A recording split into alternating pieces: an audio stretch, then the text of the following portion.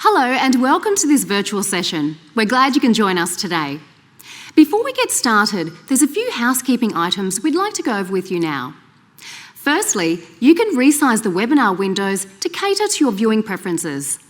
You can maximise, minimise and drag the windows to your preferred viewing size. If you look at the bottom middle of your screen, you can click on the widgets that you'll need to get the most out of this virtual experience. Secondly, Microsoft specialists are on hand to answer your questions in real time. So feel free to type in your questions using the Q&A window and we'll answer them as soon as we can. Lastly, we've provided some additional resources for you to supplement your learning. You can access them by clicking on the links in this section. Without further ado, I'll hand over to our speakers. Hi and welcome to this Azure Virtual Training Day, where we're looking at implementing hybrid cloud. So, this Virtual Training Day is made up of 5 sessions that will occur across 2 separate sort of partitions. In the first partition, we're going to do 3 sessions. And the first of those sessions, we're going to look at an overview of what hybrid cloud is so that you can understand all of the high-level components that connect your on-premises resources to Azure. In the second session, we're going to look at implementing hybrid identity and hybrid networking. So all of the components that allow you to connect this to that, and all of the components that allow you to have a consistent identity experience. The final part of this first partition is going to be about hybrid cloud compute workloads and how you manage those. Anyway, look, I hope you really enjoy this virtual training day, and now we're going to move into the first session. Now, the first session, what's that about? Well, as I said, and let me give you a bit more context about that. This first session is about how we look at all of the components at a high level that exist within a hybrid cloud infrastructure.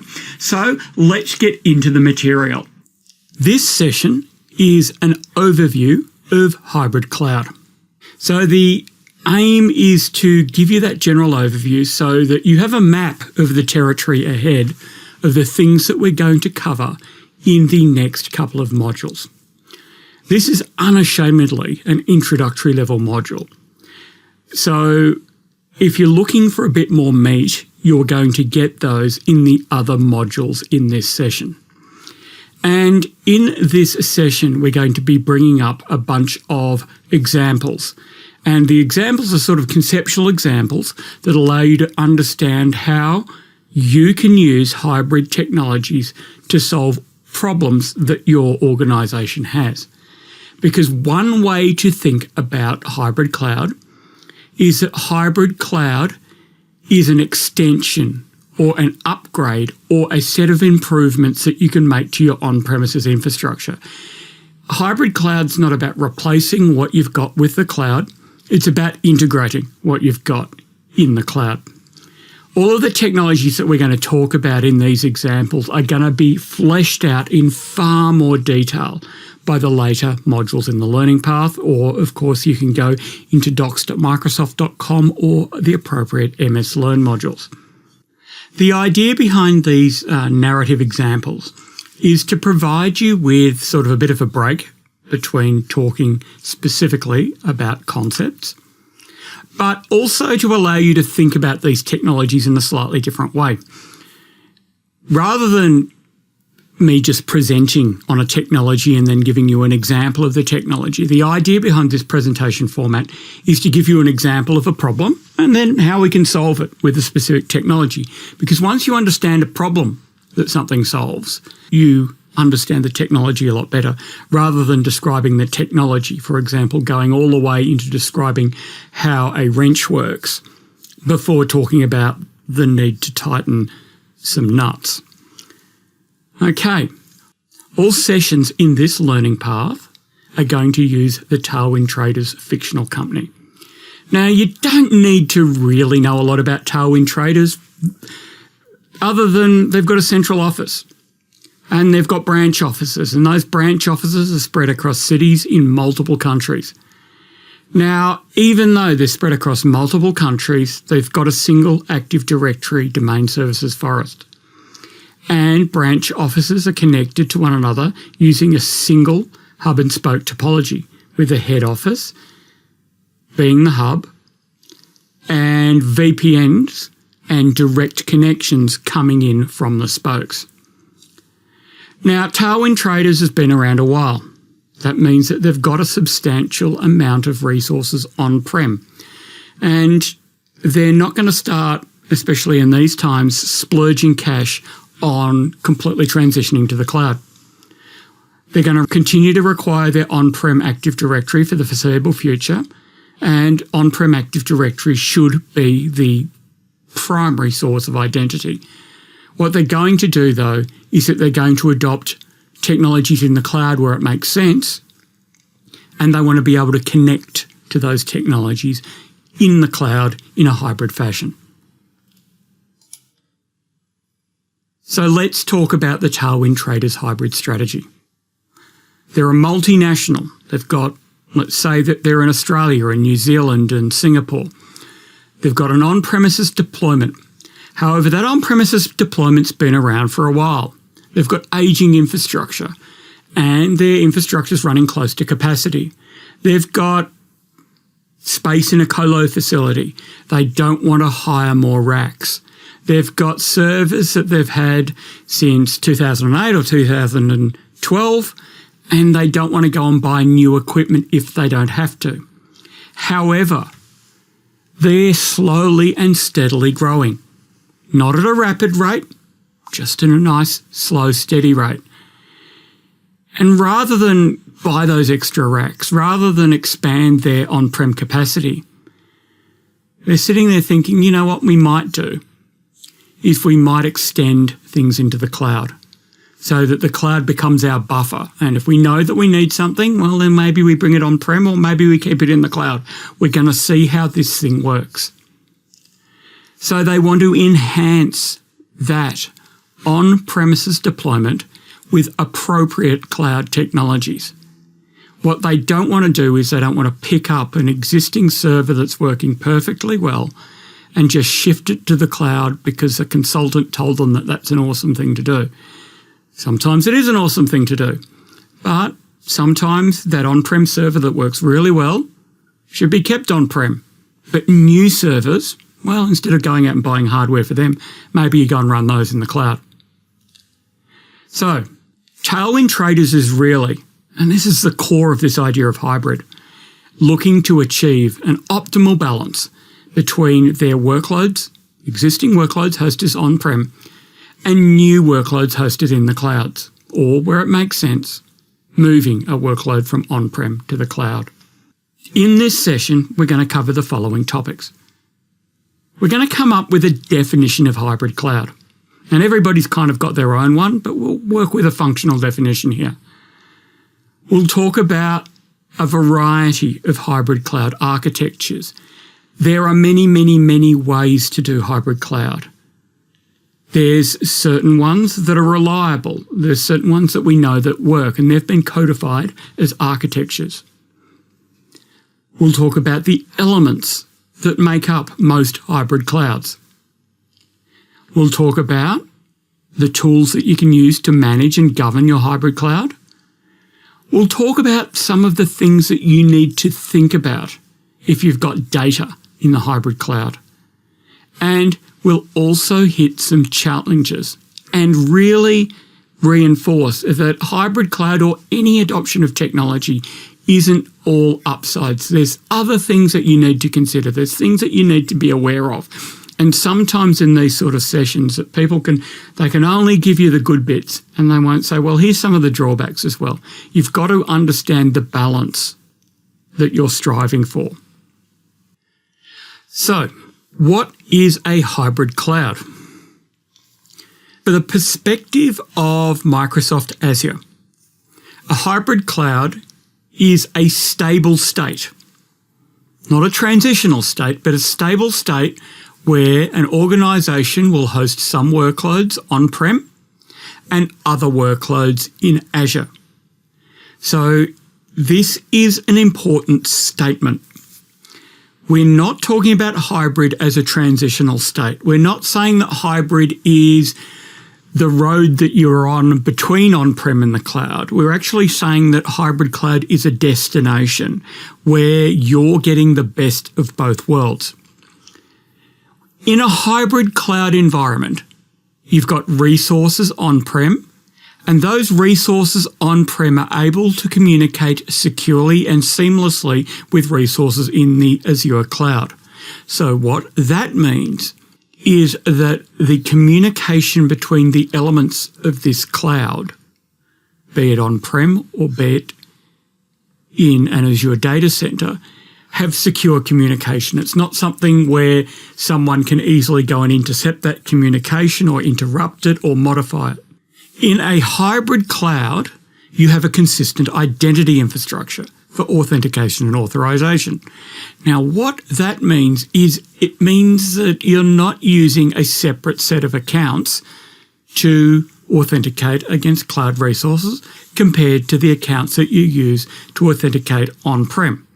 Now, it might be that you have a single identity provider. Most likely, given that this is Microsoft, it's going to be something like Active Directory. But what you're not doing is you're not doing what used to happen at a place I worked in the 90s, where each system that the staff interacted with required a separate set of login credentials. And people had to keep notebooks around to look up what the credentials were for a particular system that they were interacting with. If they were enrolling students, they looked at one thing. If they were doing faculty finances, they were doing another one. In a hybrid cloud, you've got a consistent identity. If you need to authenticate against a web app on-prem, you use that identity. You use the same identity to authenticate against a database running in the cloud. Now, the other thing about a good hybrid cloud is that you've got a consistent set of tools that allow you to manage on-prem and cloud workloads and infrastructure. What does this mean? It means that, again, you don't need to pull out a different toolbox if your stuff's on-prem compared to the toolbox you pull out if your stuff's in the cloud. In the best of all worlds, you're using a single tool to manage workloads on-prem or in the cloud. And in the best of all worlds, you don't really need to know if the workload's on-prem or in the cloud. You're just using the tool to manage it wherever it is. Now, the other thing and the final thing in this particular definition of hybrid cloud, and there's other definitions out there. This isn't certainly something formalised by something like NIST. It's that you have a consistent set of technologies used to secure your on-prem and cloud resources. So just as I said, you don't have a different toolbox for managing on-prem as opposed to managing the cloud. You have a single toolbox in terms of your security tools to manage or to secure on-premises and cloud resources, that you can assess the security of your resources, or you can be alerted to infiltration or security misconfigurations using a single set of tools for on-prem and cloud, rather than, again, having to go, well, I need to know if there's a security alert. I'll look at my cloud security alerts and they're over in this box, and I'll look at my on-prem security alerts and they're over in that box. Okay, so now that we've got that definition out of the way, let's look at one of Tailwind Traders' challenges. So they've currently got Windows Server virtual machine workloads that are dependent on Active Directory domain services, which is fairly common. A lot of people obviously have AD and they've got Windows Server VMs. Now, in this particular case, these workloads are dependent on an Active Directory schema customization, and that this application or these workloads are present at various branch offices. Now, these workloads are running alongside virtualized DCs on aging virtualization host hardware. I mean, maybe they took Windows Server 2012 R2, put Hyper-V on it, and then put a bunch of VMs there. And this hardware is getting near end of life, working for a certain amount of time before you'll start seeing an increasing number of failures. The reality is, for Tailwind traders, the workers in these particular branch offices still require access to these workloads. One of the things that Tailwind traders has looked at is they thought, well, could we migrate or centralise this? And because Tailwind Traders is a multinational organisation, it doesn't make sense to move these workloads too far from where they're already currently located. Okay, so with those challenges in mind, what kind of solutions could we use hybrid with? Well, one of the things that we could do is we could connect each Tailwind Traders branch office to Azure using a VPN or ExpressRoute. A VPN, virtual private network, is an encrypted connection that runs over the internet. ExpressRoute is a high-speed fibre optic connection that runs straight over a private link that doesn't cross the internet into an Azure data center. So what Tailwind traders could do is they could deploy brand new Windows Server IaaS VMs, that's a virtual machine that runs in Azure, and configure those VMs as domain controllers, and then configure a new Active Directory site in the existing domain to represent that Azure data center. They could move those VM workloads from the aging virtual machine hosts out at the branch offices into the Azure virtual networks that have got the IaaS VM domain controllers. So basically what they're doing is they're replicating that infrastructure that exists on-prem at the branch offices and moves it into the cloud. And that's a case where, okay, the aging virtualization infrastructure doesn't need to be replaced, and the virtual machines are still able to interact with that custom schema. Because there's certain situations where people move stuff into the cloud, and unless they replicate those schema changes, they're not going to work with those VM workloads. So let's look at an example hybrid deployment. In this particular image, you can see that we've got the on-prem network, and we've got a connection to a gateway subnet, and on the on-prem network, we've got our Active Directory domain controllers, and that our on-prem network does have a perimeter network that's got a public IP address. Now, the gateway subnet runs through to the application subnet. There's a separate subnet on that virtual network that hosts the domain controllers. And those domain controllers are able to replicate and be part of the same domain or the same forest, depending on how you configure it, as the domain controllers on-prem.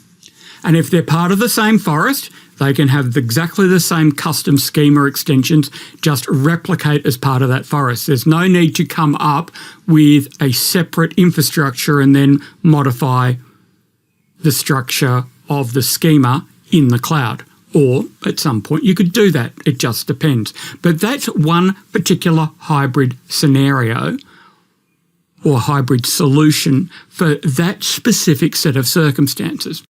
And as we'll look at in future sessions, if, for example, those workloads did have an Active Directory dependency, but they didn't require the custom schema extensions, well then maybe another option would be appropriate. Maybe we could domain join them to an Azure Active Directory domain services domain, which allows you to virtualize domain controller as a service. And we'll get into that sort of situation in the next session in this virtual training day. So let's talk about hybrid cloud architectures. Microsoft publishes and updates hybrid cloud architectures on docs.microsoft.com. To understand what a hybrid cloud architecture is, it's sort of a best practice solution for a specific problem that you might have. It gives you a reference way of solving the problem. It doesn't mean that's the only way of solving the problem, but what it does is it gives you a look. If you've got this particular scenario, this is how you can take an off-the-shelf solution and start to tinker with it by yourself. And in the slide is a screenshot of the hybrid cloud architectures page. Inclusive in the existing hybrid cloud architectures, and more are being added all the time, we have architectures such as how to manage configurations for Azure Arc-enabled servers, how to use Azure automation in a hybrid cloud environment, how you can use Azure file shares in a hybrid cloud environment, how to use Azure automation update management to manage your updates, how to use hybrid file services so that you've got file servers on-prem and in the cloud, how to use hybrid security monitoring with Azure Security Center and Azure Sentinel, how you can run containers in a hybrid environment, how you can extend on-premises Active Directory federation services through to Azure, how you can manage hybrid cloud workloads using Windows Admin Center, that is, manage your workloads on-prem and in the cloud, how you can implement a hub-spoke network topology with the cloud, given your existing network infrastructure, how you can use Azure Arc hybrid management and deployment for your Kubernetes clusters, how you can connect an on-prem network to Azure, that one's obviously a fairly basic and straightforward one, how you can scale your on-prem workloads into the cloud, how you can integrate your on-premises AD domains with Azure Active Directory, and how you can configure Active Directory domain services resource forests, that is, where they host resources, not accounts, in Azure. Okay, so let's get on to the next challenge. And in this challenge, when we're thinking about how hybrid works, we're looking at web applications. So Tailwind Traders has branch office perimeter networks that host web applications in multiple countries that they wish to decommission.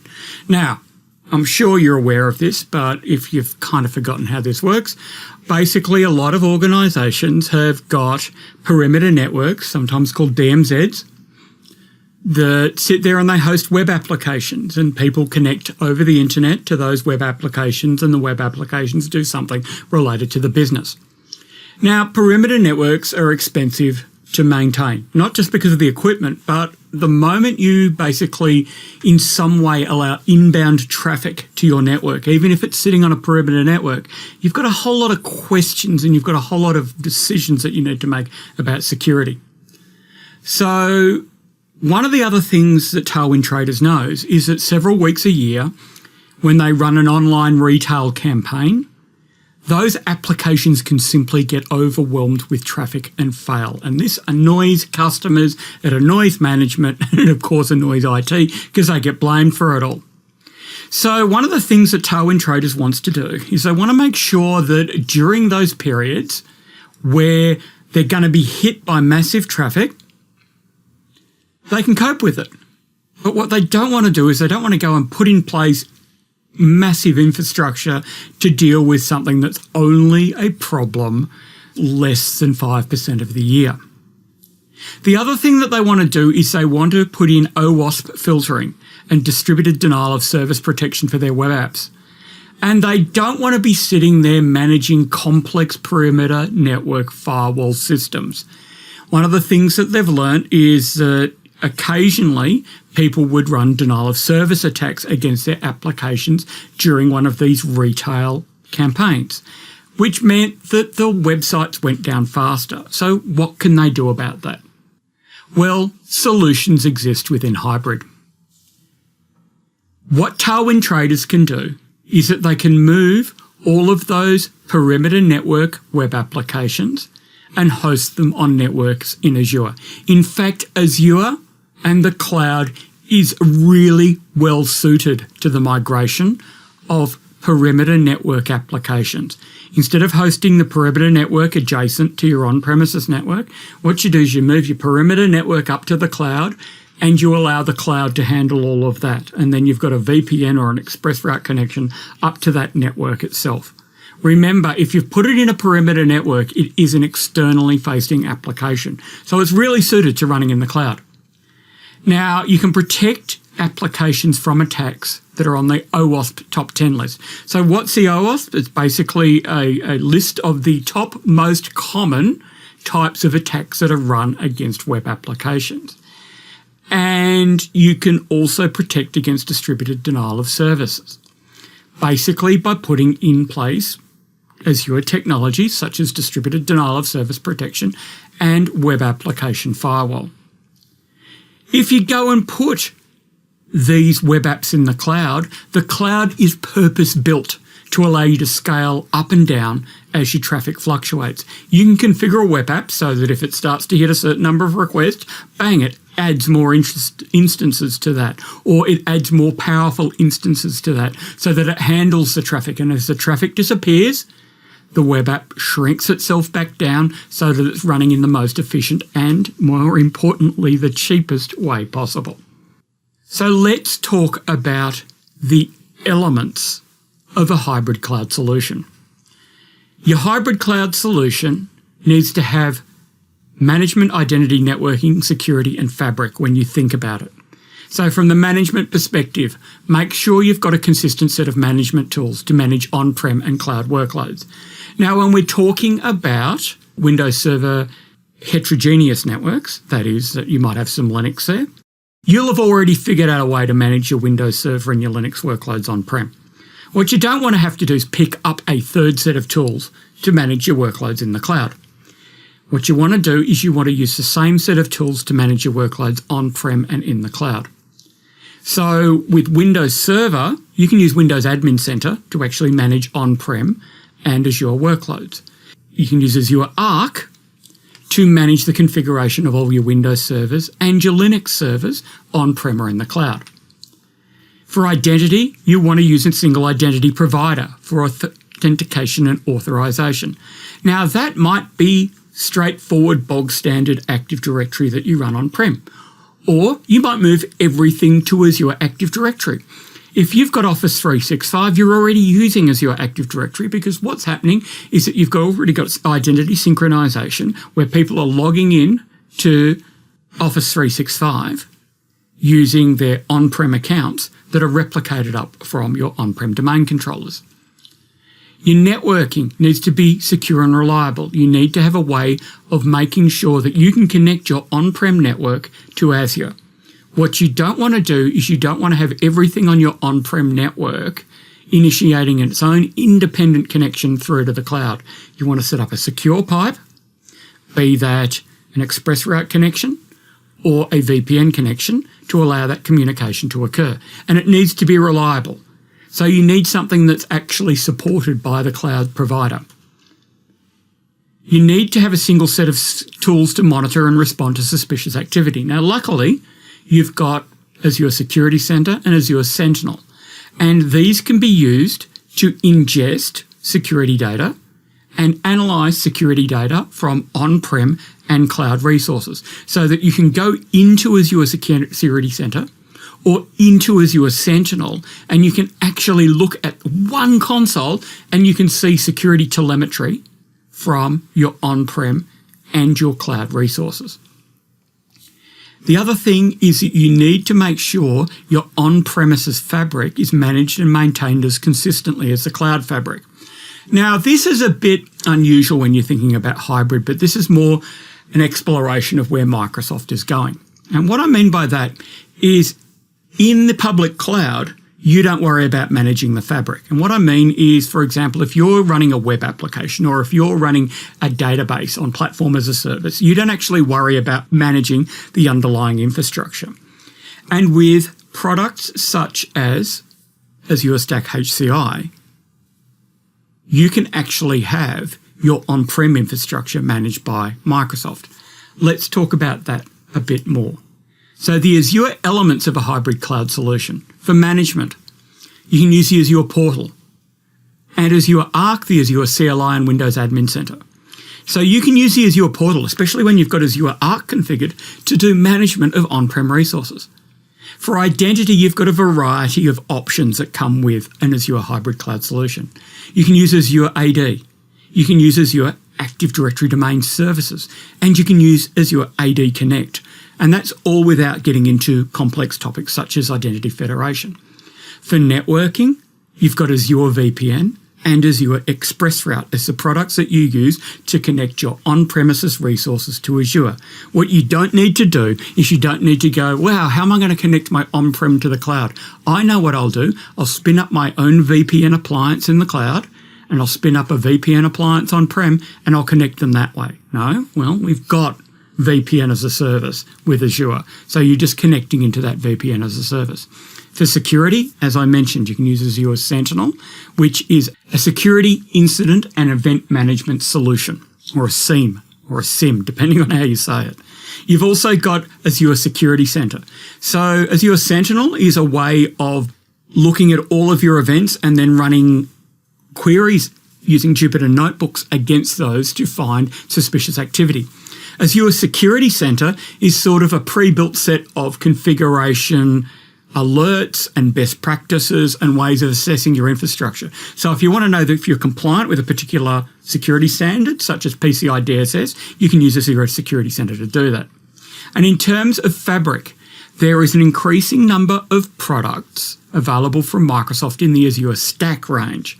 You've got Azure Stack HCI. Now, what does Azure Stack HCI do?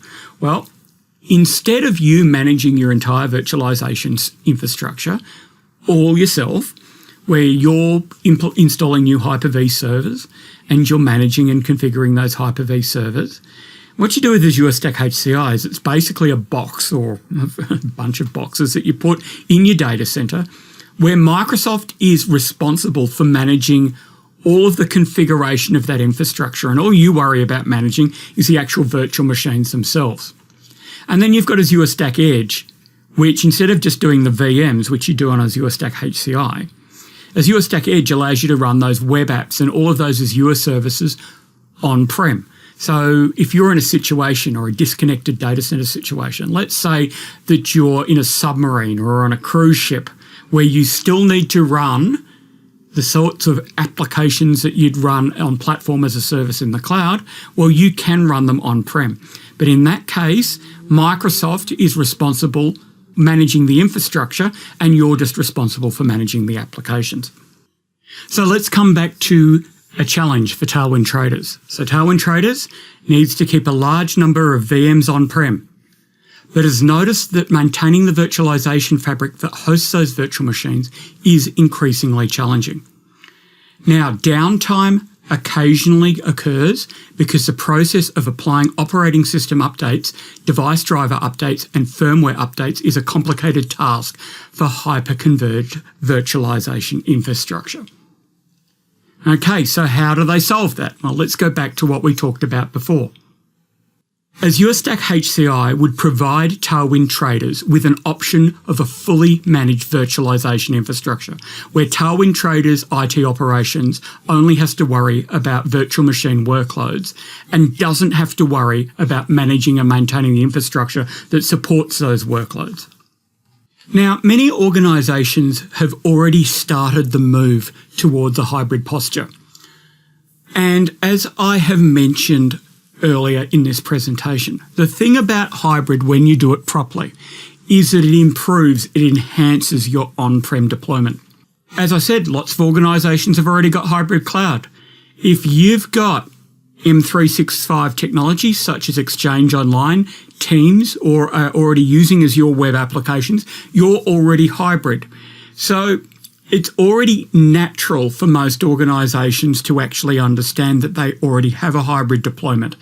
And you can be incremental about a hybrid deployment. One of the things that people get wrong about the cloud is they get this idea in their head that it's an all or nothing proposition. You can be hybrid. You can have a little bit of cloud or you can have a lot of cloud depending on what you need. What your organisation should always do is choose the appropriate cloud technologies that are going to make your organisation successful while still keeping those things on premises that you need to keep on premises. So another challenge. Now, Tailwind traders looked at their infrastructure and they did an audit of their Windows Server and Linux workloads, both on-prem and in the cloud, and found that 30% didn't have the most recent software updates installed. Because Tailwind Traders has multiple branch offices spread across multiple geographies, it can be very difficult to make sure that absolutely everything is kept up to date.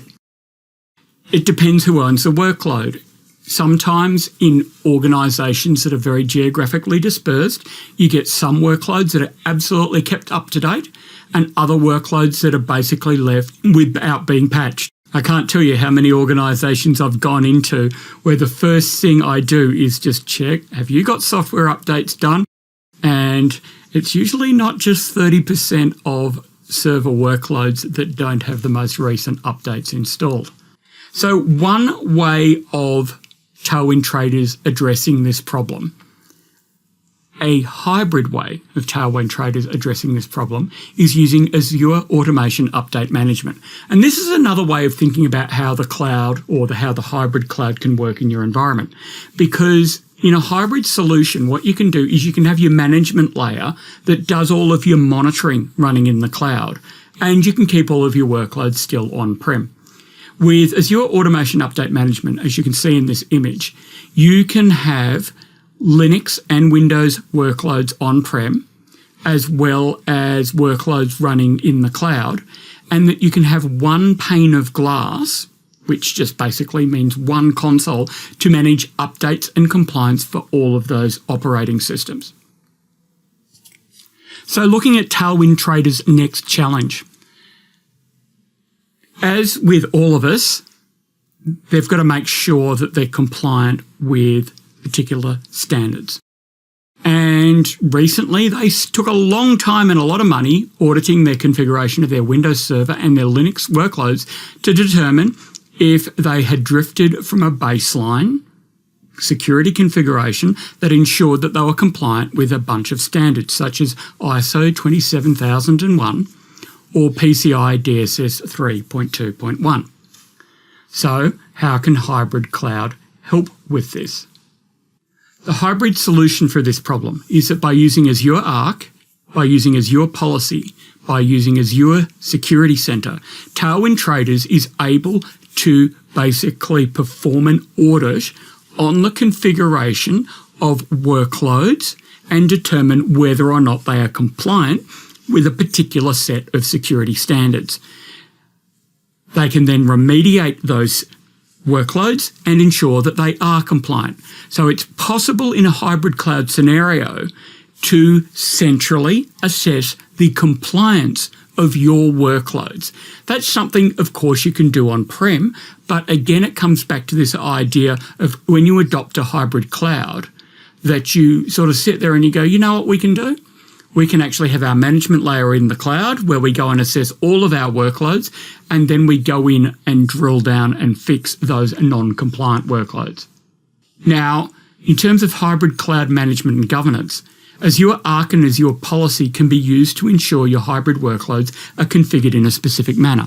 For example, in a later session, you will see how it's possible to use Azure Arc and Azure Policy to determine whether or not Windows Server VMs are configured to automatically update their anti-malware definitions. You can use role-based access control in a hybrid environment to ensure that only authorised users are able to perform specific administrative actions. Role-based access control is assigning permissions to a specific scope. And in a hybrid environment, you can be very detailed about your scope. You can put your scope as an individual virtual machine or all virtual machines that are running in your environment. Or you can do it to a group of virtual machines or to an app or a group of apps or so on and so forth. Tagging you can use to find workloads related to a specific project. One of the other great advantages of a hybrid cloud is it allows you to simply organise all of your workloads a lot easier. If you've just got an on-prem environment where you've got virtual machines sitting on hypervisors every which way and every which branch office that you've got, it can be very difficult to work out who those workloads belong to. In fact, there has been research that's done that suggests that up to 30% of virtual machines that are running in the world are actually zombie workloads. That is, that they're workloads that don't belong to anybody, that they were spun up and forgotten about. Tagging's really great, and through Azure, by integrating it with Azure Arc in your hybrid environment, you can start to apply tags to all of your workloads, both on-prem and in the cloud, so that you can do a quick search to find where a particular workload works. Now, there's other products that do this, but this is another way that hybrid can make your on-premises infrastructure better. Okay, so another challenge for Tailwind traders. Like everybody, they've got file servers. In fact, file servers are the most common type of server in the world.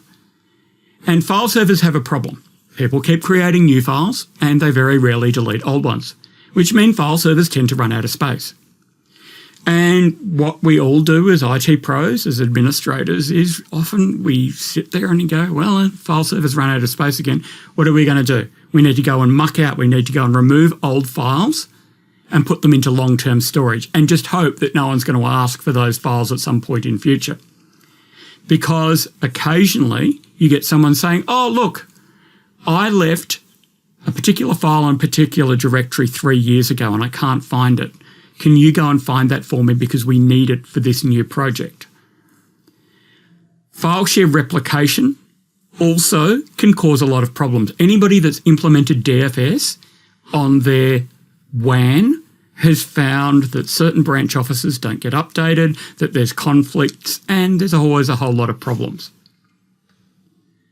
Well, there is a solution within a hybrid environment, and that's called Azure File Sync.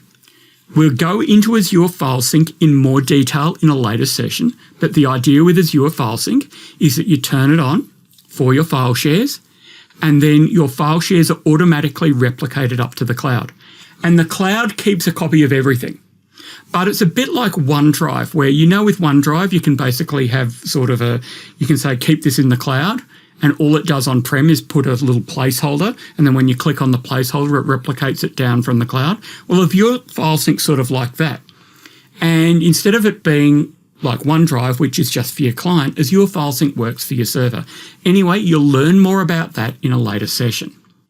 If Tailwind traders implements Azure File Sync, they can turn on cloud tiering, and they could turn on Azure File Sync to automatically tier any file that hasn't been accessed for 30 days. So with OneDrive, you've got to do it manually. You've got to say, hey, let's put this folder up into the cloud. With Azure File Sync, it'll say, hey, you haven't touched this for 30 days. Bang, I'm automatically going to go and tier that for you. And if you're a user accessing that file on the file share, you've got no idea whether or not it's been tiered or not. But if you try and open it, what happens is it syncs back down from the cloud and then opens normally. You can also have additional file servers, so that file servers all across Tailwind Traders' deployment across multiple countries can all have a copy of the same file share. You have a source of truth sitting in the cloud that holds everything. Because remember, cloud file shares can be as big as you want. Your on-prem file shares might only be a couple of 100 gigabytes in size. You can also configure the file share to be backed up every day. And instead of doing the backup on-prem, you just run the backup in the cloud. And if someone deletes a file, well, you come back and you recover it in the cloud, and then that recovered file is available to all instances of that file share. In terms of data in the hybrid cloud, think about it this way. One of the ways that hybrid cloud can really make things better for you is that storage in the cloud is cheap and functionally limitless. I mean, not in reality limitless, because you can't put an infinite amount of data up there. But the cloud can act as a store for as much data as you can throw at it. You can put it on colder storage, slower storage, and when you put it on slower storage, it's cheaper to keep, but you can keep a lot of it there so that you can access it when you need to. It might take a little longer to pull down, but you can keep as much data as you want in the cloud. That's a lot more efficient than sort of the old way we used to do it, where we put it on tape and then ship the tape off to an archive facility. And Azure File Sync can be automatically configured to tier cold data that no one's using anymore, to an Azure file share, so it's easy and cheap to store. Okay, so we're going to finish this introductory session with a set of best practices and some challenges. So let's start with the best practices. Make sure you're using a consistent set of management tools for your on-prem and cloud workloads. You don't want to have to become an expert in lots of different tools to be able to manage your hybrid environment. You should manage your hybrid environment in a consistent manner.